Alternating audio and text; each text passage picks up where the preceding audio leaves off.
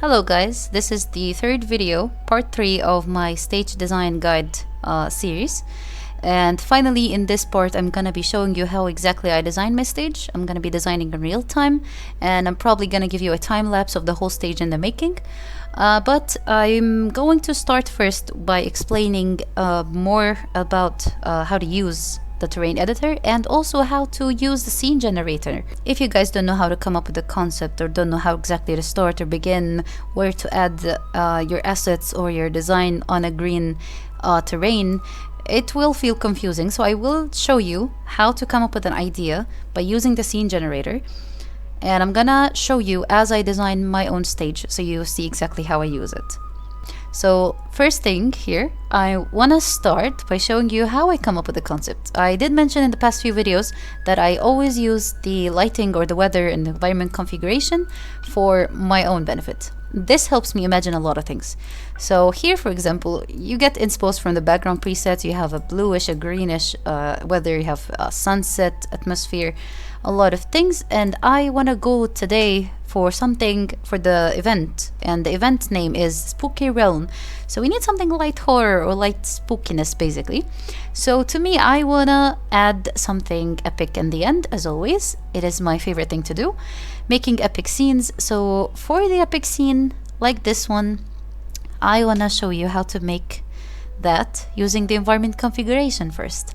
So let's say I am right here, the character is right here, and as I walk forward I want to see something up in the sky or all around me. Is it a spacious place? Is it a tight place? Am I inside a tunnel or am I on a field? Am I in a battlefield perhaps? Wink wink, maybe that is my new asset. Let's see. Yes, I am actually designing a battlefield with a tunnel for this video. And of course I am gonna be making a full template, actually a whole full stage template that I will be posting part of and publishing the whole asset or the whole template in a stage. And so now, as you know, I want to see the scale of things around my character as usual. How big do I want the place to be? So here I'm just gonna start by adding a dummy because I want to see the scale of things. Why is it so high up? I'm gonna bring her down. Okay. Put her on the ground. We're gonna begin over here. For example, this is the beginning of our stage. I do want my stage a bit bigger, so I'm gonna go here and go to the brush, do precise editing to see the squares. Of course, I want to do the stage settings. I want to set it to 500 by 500 first. This is how big my stage entity is. So for example, if I'm adding a lighting and the light source is expanding outside of the stage, it might not be rendered, it might not be read by the file, and I might not be able to test play this stage. So I'm just gonna keep it on a high range first and then I can decrease it later. But yeah, if you do precise editing, now you see more squares, so this stage is huge. I'm gonna use the terrain editor and just expect how big the place is. I'm just right here and this is just one like terrain block. It's not enough for me. This is not a good space. So I am gonna expand it a little bit actually. I'm gonna click escape and expand the terrain a little bit. That's a bit big, but it's good enough. I'm gonna save it for now. I'm gonna remove this part. Brush, delete, delete, save. Now my character is down here. I'm gonna bring it to the beginning of the stage. Say it's gonna start here. I'm gonna draw on the ground the trail of where the direction of my character is going to. Like where am I heading when I enter the stage? So I'm gonna get to the terrain editor, get any brush, and use the trail, this button right here on the bottom right. Click the trail and draw where the character is gonna head. Okay. Grab the terrain brush and click on the path, and let's draw a path in front of the character in which, you know, to see where my direction is going to be, the movement basically. I like my stage to have movement, like go like to the left, to the right, to the forward, go back, left, right, you know. So I'm gonna go something like straight forward first so they can see the scenery and something, you know, some lighting, some decorations on the wall. Gonna bring her to the right. Okay, now we can begin our stage over here. This is gonna be like right here is gonna be the first area. I'm gonna make it small, actually not gonna be too big. Okay, let's see the scale.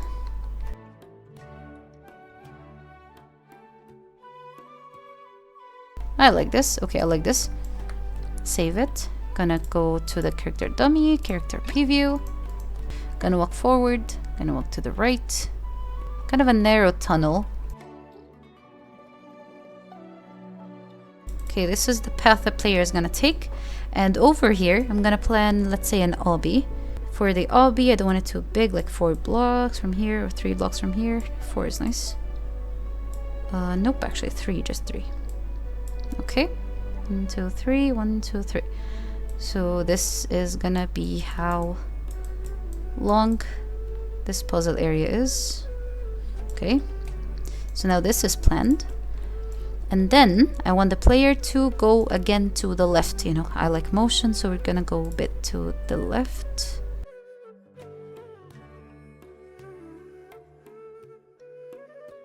And through this tunnel, we're gonna end up in another obby. Let's say it's gonna be broken path.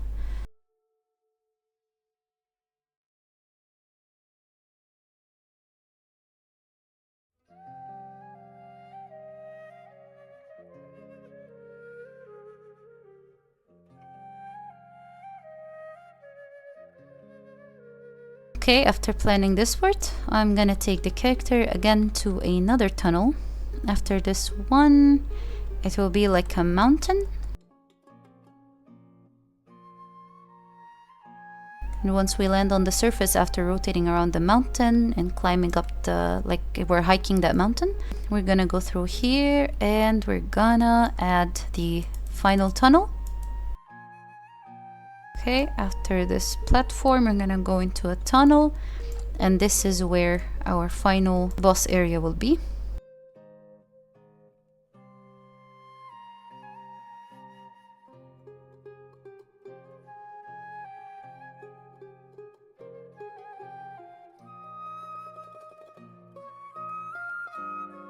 Okay, so I decided that this will be the shape of the stage that I'll make. Character will go through here and walk around this tunnel, and then they meet some sort of parkour area where they have to jump on rocks to make it to this platform and go through another tunnel, because I really like tunnels, and they reach this new parkour area with like broken stairs type of platforms that they have to jump through as well. Try to solve, like find a solution on how to cross this path and find which rock do we jump on, which rock to jump on in order to cross this path.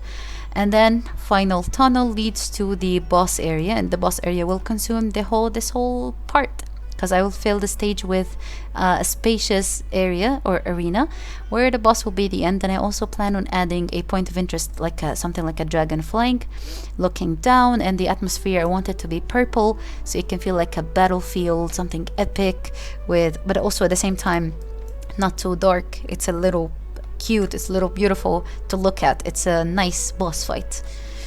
So now that I settled and I decided what is the shape of my stage, I will now begin having an idea of what it's gonna light up like. What's the color? Like I said, I want something purplish, pinkish, bluish. So we're gonna test out with the environment configuration in the terrain editor. Go to environment configuration default and mess around with these. I'm gonna begin by turning off this auto switch at the time. Set the time point. I wanted something like 5 a.m. and the intensity, I want it a little bright, but I don't want it white, so we're gonna change all the colors down here. Intensity, I need some blurriness for shiny assets. Light color, okay, I know 5 a.m. is dark, but I want it too shiny, and I want to go down to the stage. I'm gonna go to my character dummy to see how it looks like overall. For this, I want to go towards the bluish purple. Oh, this is the light color. This is too much, I think. Maybe cyanish blue. No. Yeah, this. Okay. I'm liking this. Gonna keep it this purple for now. Play around with the colors of the sky. Also, before I added the colors, I would like to see this. I want it black. The color of the moon, I want it bright. And its brightness. Actually, increase its size fully. Okay, I like this. I want to change its angle. An orbit tilt, yes. I want it a little like this. The moon is gonna be over here where the dragon is. Turn down its brightness. And its color, let's change it to something impacted by the color of the sky, which we can do actually manually with the fog and light effect, not specifically the moon color. But we're just gonna keep it something like pinkish purple. Give it a bit of brightness, but there's too much blur, so it's too shiny, so we can decrease the blur so it's not too bright. Yes, increase the brightness without increasing the blur. I like this. Fullness, oh yeah, I want it all full. Oh, I like, okay, yeah, I like this. I like this effect. It's like a planet. Add stars 100% density and the strength. I want strength to the full, density to... Look, when you decrease the amount of the density, you see bigger stars. But when you increase the density, they're like little stars, which are nice, but I'm gonna keep it a bit little dense. The moon is done, the stars are done, clouds, yes, hell yes. I don't think I want them too much, but I do want some of them. High clouds, I don't think I want them. Mid clouds, low clouds, maybe. Faint clouds, yes. Mid, no. High, kinda. They're too intense. Yeah, there we go. And I want to change their color as well. Okay, let's copy this color. Add the color here too. And now the color has changed. We can play around with it a bit. Go towards the purple a little bit.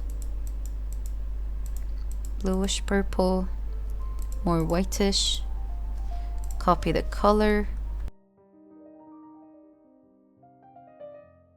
Okay, now this is gonna be the reflection shadow color.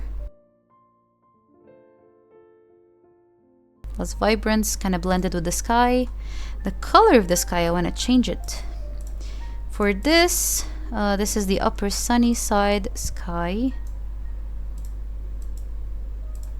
You'll see at the back here that the sunny side of the sky, where the sunrise will be, it's impacting the sky from the background. So we're gonna change the colors of the sun as well. Sunny shadows. Decrease the brightness of the sun, since I don't want sun in my sunrise. For its size 0. Now for the sky background, so in the sunny side is too bright. I want to darken it a little bit. I'm gonna copy this number, paste it here, maybe lower sunny side, which is down here, over here, and upper night side. Okay, this one is what I want to do. This is this part. This is too blue, so I am gonna set it a bit purplish. Okay, I like this. Copy color, paste it here. This is the bottom. Let's brighten it a little bit. Okay, Control S to save the changes. For the sunny side, it's more bluish, so I'm gonna bring it back to purplish. Okay, now it's blending in nicely. And over here, between the stars and clouds, there's also galaxy, which I definitely want. Give it a strength and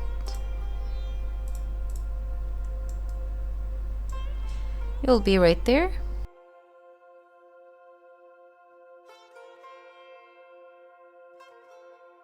As for the horizon intensity, I would like to decrease it a little bit because we're more at dawn. Okay, now that I settled for this weather, I want to begin designing the stage. So to begin, I added a type of rock for the walls. I just scaled them up and rotated them and made them smaller and bigger, just different in shapes, so that I can make like a border around the stage. And also another rock and scaled them down for the flooring or the ground that you walk on. And then for the next thing, it's the puzzle or the obby, the parkour area where we're gonna have to measure our jump and such. This area, I wanted to see how far I can jump, and so I used the biggest and the best reference, which is the terrain block. And then according to where I put my blocks, I put my assets that I'm gonna jump on, which made things a lot more easier. And here I'm making the flooring or the ground aim a little upwards so that the player faces the sky a little bit and sees more of the environment. It's more of like not an optical illusion, but something to like catch the eye of the player, you know? And then I just made multiple copies, just held Alt and dragged with the mouse the same rock and just kept scaling it, rotating it, so it doesn't look too repetitive, but they all look like they're from the same type, you know. And so here I'm just scaling and adding more and more of them to see how many I need to jump on, and then I'm gonna add more details. Maybe I can add more platforms or less platforms. And here I'm deleting parts of the terrain because they're not going to be needed. I was going to turn them into water terrain, but we also have a water asset now in the dynamic unit, so I just didn't bother to put water from the terrain. And then I copied the borders that we put earlier just around this area as well, scaled them up just to make them seem taller.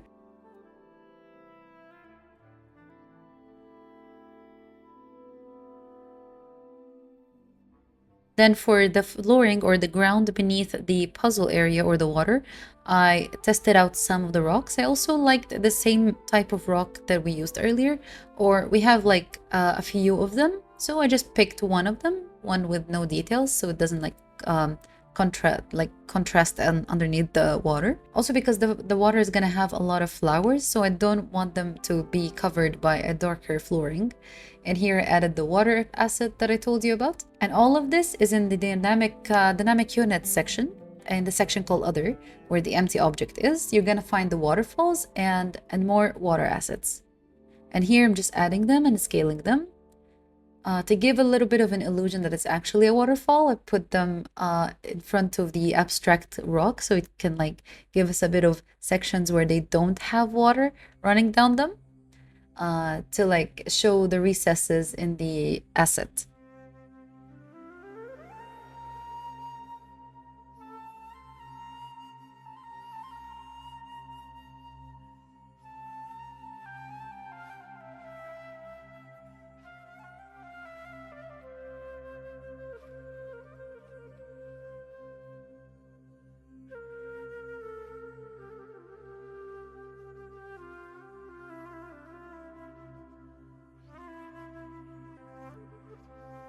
When I upload my stage or the template on the Wonderland Resource Center, you're gonna find the names of everything. Everything's listed. I'm also gonna make like an asset pack for you guys to choose from any asset that I used. And here you can see that I'm using the same rock, scaling it in like different measurements, so that I can create a little bit of an abstract path, and it doesn't feel like it's too repetitive, but at the same time I don't want to kill the repetition. I would like to keep it so it gives us a sense of motion, or like a direction we're going towards. Here I'm making the second tunnel that we planned, and to move on to the next obby level. And here I'm adding trees with their native collision off, and I'm not gonna make them unclimbable. Same thing here for this type of flower. I took some of them later on and turned off their native collision and climbability so that the character could walk through them freely whenever. And I also took copies outside so I can use more of them later on again. Then I used the same batch of flowers all over underneath the water so it can create a nice pretty look underwater. And I also started detailing the stage more. And I went to the settings of the file on the top right and changed the environment configuration to the environment configuration that I already made with our lighting. And I decided to add some fog. So here I'm practicing a little bit and making some changes for the weather, trying to see if the fog is gonna be nice with this stage. And eventually I played around with them a lot. Here I'm testing out the black fog, the white one, something related to the color palette. The cyan was pretty good, but it did not match all of the stage. And of course there is a solution for it, but it is gonna require the help of a logic node programmer or designer. And so since I was doing this alone and I have no experience in using a lot of logic nodes and getting too advanced with it for the fog and such changes that change with time, or logic that helps you change the fog whenever or for each area, I just kept it with one fog that matches all of the atmosphere. But at the same time I was like, actually the stage is good enough without the fog, so yeah. And here I'm finally detailing and finishing up the details of this area so I can move on to the next and do the same for the next stage. As for what I'm doing right now is testing out this stage and seeing if it's possible for the player to jump from this platform to this one, making sure that it's just playable and not really annoying the player. Remeasuring everything. That's what I call detailing. And of course, always make sure to have an extra copy of your stage, just in case something goes wrong, you do something you didn't want to do, you forgot something, you copied something when it's climbable when you didn't want it to be. Always make sure you have an extra copy. And to do that, you go to the saves management and you right click on your file and click copy save. It should be there in the cloud saves. Now back to the time lapse of the design. I am still detailing and adding way too many details just to perfect the scene. And then I'm gonna move on to the next set. The next scene is the next obby or the next level. And always don't forget to Control S and save your progress so you don't lose anything. And do that every few seconds if you can, so you can constantly save the file. I will be telling you what I'm also doing here. So I looked through the assets, looked through the rock platforms to see which type to use this time, since I also repeated this one I used for the barriers or the walls in the past two areas, in like 2 tunnels and 1 section. So this time I chose this rock instead to like give a change of atmosphere and try to blend these 2 rocks together. And also if the shift is pretty obvious, like there's an odd something in the 2 rocks next to each other, it gives you a feeling like, oh, we're about to shift the section or shift the stage feel. So I didn't mind it either. And I also tried to deform the borders a little bit so they don't look too symmetrical or too alike. And I lined up the new borders along the drawing on the terrain that we did to follow the exact same map style that I chose.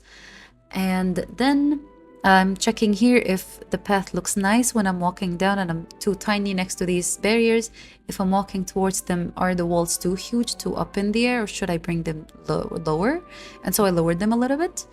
And now I'm adding a new asset, checking which asset to choose for a platform to jump on from one platform to another. And I found this set of bones, a skeleton bone, and it's so interesting. So I thought, why not use them as platforms? And it suits the vibe, since I also want to go for a dragon epic scene in the end in the battlefield.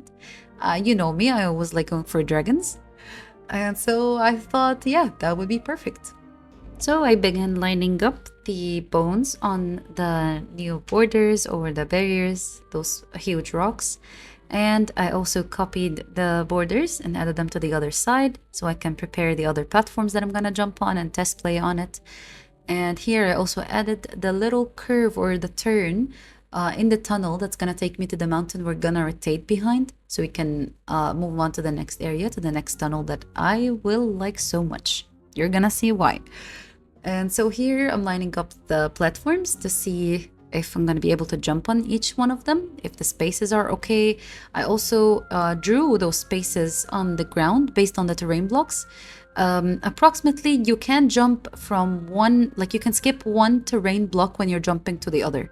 So I tried to line them up with each terrain block, and that's how I lined them up easily. But somehow, because the asset is abstract, it's not exactly symmetrical, it was not exactly possible to jump on them equally. And so here I'm just trying to narrow them a little bit, like bring them closer to each other, not too far, not too close, so it can be a bit challenging, but not too challenging to the point of frustrating the player. So taking into also consideration that all the barriers are unclimbable, only the platforms are, and the rocks inside this area are climbable, just in case the character falls or the player falls. I also thought about disabling all the climbability of them and instead adding some ladder to climb, which is a nice idea, but you know, to make it more challenging, maybe they should just climb.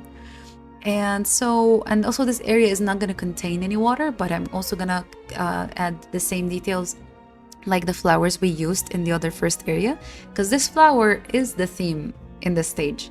The stage is not too aggressive type of spooky or dangerous or epic. It's the beautiful type of spooky epic. It's going to be a beautiful dragon, not a dangerous dragon.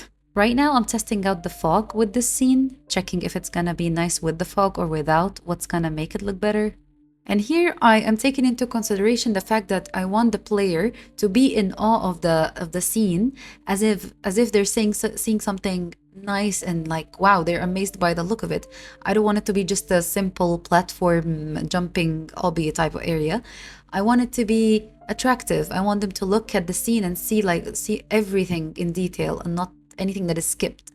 And so I made sure that some platforms are higher than the others so you can see the details from afar of the things that are far away and higher up or lower. I also take into consideration whether I want the player to go upwards or downwards when they're seeing a scene. Going straight is not always going to show you all the details. So here I picked for them to look up towards the sky because it's filled with lights and galaxy and stars and stuff, and also to see the details of the assets. And I took the flowers from earlier and just lined them up on the borders.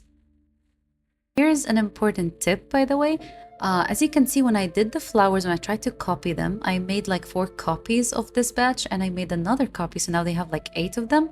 I could not copy all of them because there were over 100 and you can only copy a batch with less than 100 assets at once. And so I decided to go for only 4 batches of this flower batches and copied them multiple times, some as like a square and some vertically to line up the other side. Then I went on to edit more details to this section before I can finalize it.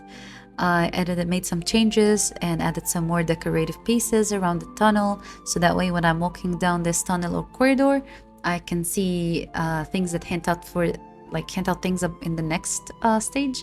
And over here, I went back to the beginning of the stage so I can prepare the intro or like the entrance. And I also moved the spawn point to the beginning of the stage. So when I test play it, you'll begin there. Here I'm test playing the spaces again, and also making sure no flowers need to be deleted, something that's hidden under the floors. I also edited the thickness of the flooring so that nothing feels tricky or trippy. As you can see here, a lot of the flowers were buried under the rock. I had to do something about it, either delete them or scale them back up or like move them back up. And I also need to make sure I minimize the amount of details I add in case I want to create prefabs. And just like copying has a limit of 100 assets per 1 copy, the prefabs also have a limit of 1000 assets per 1 prefab, and that's why I need to minimize. And over here, I'm editing the fog again and the sizes of the borders. And here I started working on the next tunnel, adding the same rock to blend in with the last one that I used in the other set.